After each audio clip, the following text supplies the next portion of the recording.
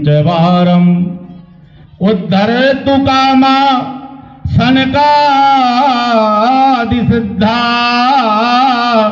नेता विमर्श शिव सूत्र जालम स्वच्छंदोच्छल दक्ष कच्छ कुहरच्छाते तराम भुच्चटा मूर्छन मोह महर्षि हर्ष विहत नानाहिका नाहिवा विद्या दुद्ध दुदार दर दर दरी दीर्घा दर ध्र ध्र ध्र ध्र ध्र ध्रदम द्रोहो द्रेक महोर भर मेदर मदा मंदाकिनी मंदता।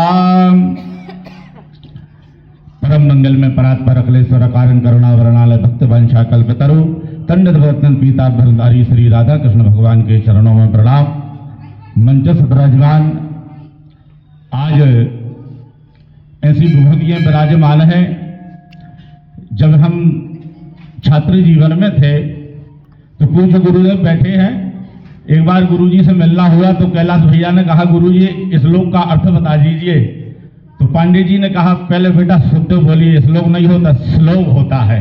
तो ऐसे गुरुजी को प्रणाम। और जब भोपाल में पहली बार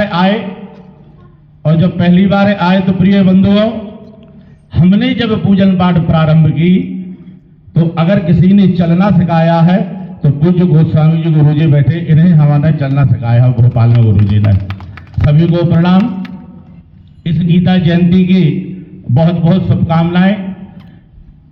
बहुत बड़े बड़े विश्व विख्यात ब्राह्मण बैठे हैं और विद्वान बैठे हैं, तो बोलने का तो कोई ज्यादा अवसर नहीं है, परंतु मैं दो शब्द फिर भी बोलूंगा।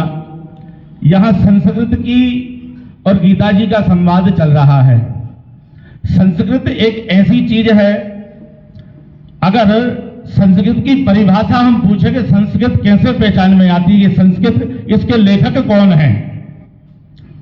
अगर 10 वर्ष से बालक से पूछा जाए कि जटाटवी गलत जल प्रभाय पावि तस्थले गले वले विलंबितांग भुजंग तुंग मालिकाम, इसके रचयिता कौन है? तो प्रिय बंधु 10 वर्ष का बालक भी बता देगा कि इसके रचयिता रावण हैं। और नमामि समीसा निर्वाण रूपम बहुम व्यापकम ब्रह्म वेद स्वरूपम। इस शब्द की प्रभुता है, शब्द की अखंडता है, शब्द की योग्यता है।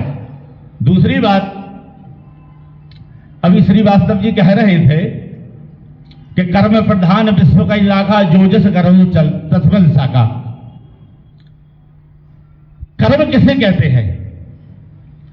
एक भागवत जी के 10वें स्कंद में श्लोक